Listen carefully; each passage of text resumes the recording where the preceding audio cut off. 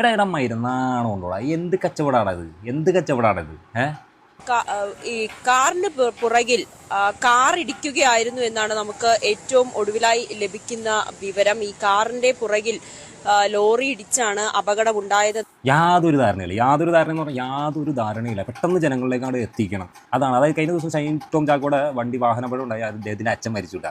അത് കഴിഞ്ഞപ്പോൾ ഈ ന്യൂസിലാൻഡിൽ അത് ഓടി വന്നിട്ട് എന്തെങ്കിലുമൊക്കെ ഒന്ന് പറയണമല്ലോ, ജനങ്ങളിലേക്ക് എത്തിക്കണമല്ലോ. കച്ചവടം, അതായത് അങ്ങനെയാണ്. അത് ഫസ്റ്റ് ഏത് വരുന്നു അത് അവർക്കാർക്കും ഏറ്റവും കൂടുതൽ കച്ചവടം ലാഭം കിട്ടുന്നത് ആ ഒരു സെറ്റപ്പാണ്. ചില ആൾക്കാർ പറയുന്നു ഡിവൈഡറിൽ ഇടിച്ചു, ഉറങ്ങിപ്പോയി ഡിവൈഡറിൽ ഇടിച്ചു. ചില ആൾക്കാർ പറയുന്നു ലോറിയിൽ ഇടിച്ചു, ഡിവൈഡറിൽ ഇടിച്ചാണ് ചില ആൾക്കാർ പറയുന്നു ലോറിയിൽ ചെന്ന് ഇടിച്ചെന്ന്. അങ്ങനെയൊക്കെയാണ്. അതായത് ഒരു ധാരണയില്ല, യാതൊരു ധാരണയില്ല. ചുമ്മാ എന്തെങ്കിലുമൊക്കെ ഫസ്റ്റ് ജനങ്ങളിലേക്ക് എത്തിക്കാൻ വേണ്ടി അങ്ങനെ എടുത്ത് പറയും. ലോറിയൊക്കെ നോക്കി ഈ കാറിന്റെ പിൻഭാഗം നോക്കി കഴിഞ്ഞാൽ നമുക്ക് അറിയാൻ പറ്റും യാതൊരു രീതിക്കും ഇപ്പോൾ ലോറിയിൽ ഇടിച്ചെന്നുള്ള രീതിക്കുള്ള യാതൊരു കേടുപാടുകളൊന്നും വലിയ രീതിക്ക് കാണുന്നില്ല കേട്ടോ. എന്താണെങ്കിലും ഒന്ന് പോയി വന്ന് കാഴ്ച. തൃശ്ശൂർ മുണ്ടൂരിലെ വീടാണിത്. ഷൈൻ ടോം ചാക്കയും കുടുംബവും കഴിഞ്ഞ 11 വർഷത്തോളമായി മുണ്ടൂരിൽ ഈ വീട്ടിലായിരുന്നു താമസം. ഇവിടെ 11 വർഷമായിട്ട് ഷൈൻ ടോം ചാക്കോ അവിടെയാണ് താമസിക്കുന്നത്. അവിടെ കഴിഞ്ഞ ദിവസം കൂടി വന്ന് പോയിട്ടുള്ളൂ. എടാ മരുന്നാണോ ഉണ്ടോടാ? എന്ത് കച്ചവടാണത്? എന്ത് കച്ചവടാണത്? നാണം ഉണ്ടോടാ? അല്ലെങ്കിൽ നിങ്ങൾ ഈ കിടന്ന് കേൾപ്പിക്കൂടെ എന്തുകൂട്ട് കച്ചവടമാണ്? എന്ത് നാണം ഉണ്ടോടാ? ഈ വക മരിച്ചു കഴിഞ്ഞ ഒരാളുടെ വീട്ടിൽ ചെന്നിട്ട്.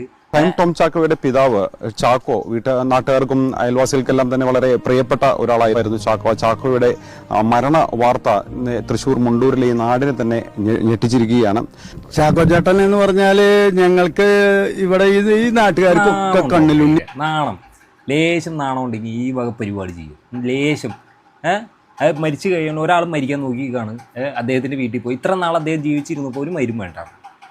ഇപ്പോൾ മരിച്ചു കഴിഞ്ഞപ്പോൾ ഇപ്പോൾ ആൾക്കാർ മരിക്കാൻ വേണ്ടി കാത്തിരിക്കുക, എന്താ നല്ലത് കേൾക്കാൻ വേണ്ടി. ഇങ്ങനെ ഓരോ മാണങ്ങളും മൈരന്മാരും തമാശ പറഞ്ഞല്ല. നിങ്ങളൊന്ന് ആലോചിച്ച് നോക്കി, ഒരാൾ മരിക്കാൻ നോക്കിയിരിക്കുന്നു. അദ്ദേഹം ഇത്ര കാലം ജീവിച്ചപ്പോൾ ഒന്നുമില്ല, നല്ലത് കേൾക്കാനും വേണ്ട, ഏതും നാട്ടിലും വേണ്ട, വീട്ടിലും വേണ്ടാത്ത രീതിക്ക് ഒരാൾക്കും വേണ്ടായിരുന്നു. ഇന്നിപ്പോൾ ചെന്നിട്ട് എൻ്റെ പൊന്നടാ, എടാ എന്ത് കച്ചവടമാണത്? എന്ത് കച്ചവടമാണ്? തന്തില്ല കച്ചവടം ആട്ടോ അത്. ലേശം ബോധം